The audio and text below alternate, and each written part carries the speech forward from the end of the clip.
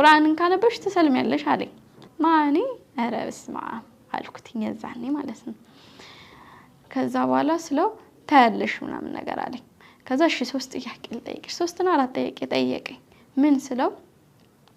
ክርስትና ካልተነሳሽ ቤተክርስቲያን እንደማትቀበሪ ታውቂያለሽ አንቺ ክርስትና ካልተነሳሽ ሳትነሺ ከሞትሽ ቤተክርስቲያን ውስጥ መቀበር አትችይም ይሄን ታውቂያለሽ ክርስቲያን አይደለሽም ተነገጥኩኝ ወላሂ ሰምቼ አላቅም እኔ ከዛ ቀን በፊት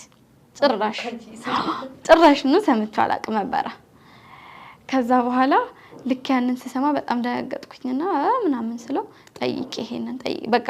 አንቺ አሁን ስትጠይቂ አለኝ ክርስትናን ወገነሽ አይደለም እኔ ሙስሊምና እንትን ብዬ አይደለም በቃ እውነቱ ራሱ ይወጣል ተባለ እኔ ክርስትናን ሳልወግን ምናምን በቃ ክርስቲያን ልክ ነው ምናምን ሳልል ማለት ነው ከዛ በኋላ እሺ ስለው እና ደግሞ ኢየሱስ ሲጸልይ ተራራ ላይ ወጥቶ አባቶ ብቻ ለች ጽዋ ከኔ ተለፍ ብሎ ነበር ደምላ በያላበው ማለት ነውና ማን ነው የጠየቀውና ደግሞ ተሰቅሎ ኤሎሄ ኤሎሄ ላማ ሰበቅተኒ ምን ማለት ነው እሱ አባቶ ስለምን ታውከኝ አለ ፈጣሪ ከሆነ ማን ነው ስለምን ታውከኝ የሚለው አለ እና ደግሞ 3 ቀን 3 ሌሊት ሞቷል ይባል እና ፈጣሪ 3 ቀን 3 ሌሊት ከሞተ ዓለም ማን ነበር የዛን ያስተዳደራት አለ ዘይ በጣም ከባድ ጥያቄ ነው የጠየቀኝ ተወዛገብኩኝ በጣም ምናምን ዛይ ጓደኛዬን እናት ጠየቅኳት እንደዚህ ያሉኝና ቤተክርስቲያን አንቀበርም እንዴ ስላት አው ግቢ ውስጥ መቀበር አይቻልም ማለት ደነገጥኩኝ ወላሂ በጣም ነበር የደነገጥኩት ለምን አላቆም ይሄንን ነገር እኔ ሰምቼም መቼም አላቅም ከዛ ደንግጥ ነው ያልኩትኝ በጣም ከዛ እንዴ ለምን ስል ክርስትና ካልተነሳሽ ክርስቲያን አይደለሽም ማለት የዛኔ ጭንቅላቴ ምን መጣ ስለዚህ ሙስሊም ነኝ ማለት ነው አልኩኝ ስንወለድ ሙስሊም የሚባለው እውነት ነው ማለት ነው አልኩኝ ከዛ ቤት ምን አለኝ እሱ የዛን ቀን እንትን ሲለኝ አንቺ በቃ በንጹህ ልቦናሽ ሆነሽ ይሄንን ጥያቄዎች መልሽና ደግሞ የዶክተር ይሄንን መጀመሪያ ይሄን መልሽ ያለኝ ከዛ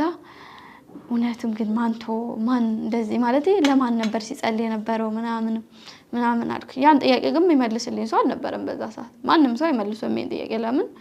በቃ ሁሉም ሰው አያቆም በቃ ጌታዬ ነው ብለሽ ነው የምትቀበዩ መታምኝ ሁሉን ነገር ከዛ በኋላ መጥቼ የዙልቢጃዲ ባለለጆንያውን ታሪክ ታውቂያለሽ ተሰዶ ነብዩ ጋር ነብዩ ከቤተሰብ ሰልሞ ምናምን የዙልቢጃዲን ታሪክ ሰሙ በጣም ያሳዝናል ታሪኩ በጣም እና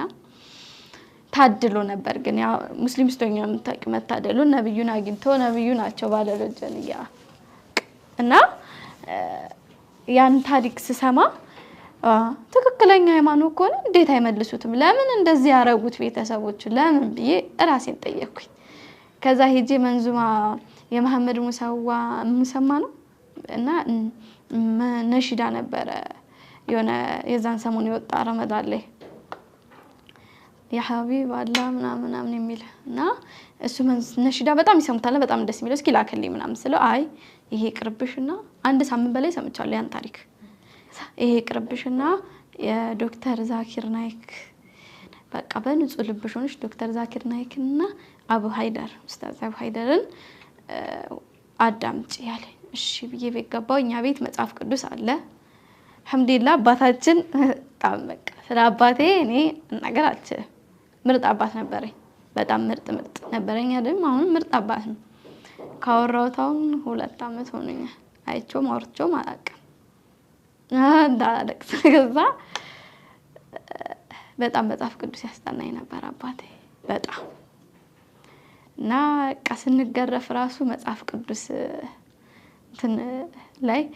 የማይቀጣ ልጅ ዲቃላ ነው አባስ ወላጅ እንደሌለው ነው ይቀጣ ይላልና ሲገርፈኑላ እንደዛ መጽሐፍ ቅዱስ እንትን እየተባለ በጣም ያስጠናን ነበር አባቴ መጽሐፍ ቅዱስ ለኛ እንዲቀለን የሆነሽ ቀይ መጽሐፍ ቅዱስ ነበር መግለጫ ነበራት ያንዳንዱ ምዕራፍ ማለት ነው ከዛ ያንን አነሳሁኝና ማገላበጥ ጀመርኩ እነሱ ሲተኙ እኔ ሶፋ ላይ ነው የምተኛው እና እያገላበጥኩ ሰማ ነበር ኤርፎን አድርጌ ከዛ እየሰማሁ ምናምን አይ ነበር በጣም ደነገጥኩኝ እየደነገጥኩ መምጣት በጣም መጨረሻ የደነገጥኩት ቸሩ ሆይ ስትለው ኢየሱስን እየተከተለች ስለምን ቸር ትይኛለሽ ካንድ ከእግዚአብሔር በስተቀር ቸር የለም በጣም ነው የደነገጥኩት በራሴ በጣም አፈርኩኝ ይኸውላ ጊዜ አላህ ጻኖኝ እሺ አቅል የለኝም የሚያስብ ግን አላህ ይኸውላ ጊዜ ሰጥቶኝ ይኸውላ ጊዜ ኖሮኝ እንዴት ትክክለኛው ነገር ማወቅ ተሳነኝ ብዬ በጣም ነበር የከፋኝ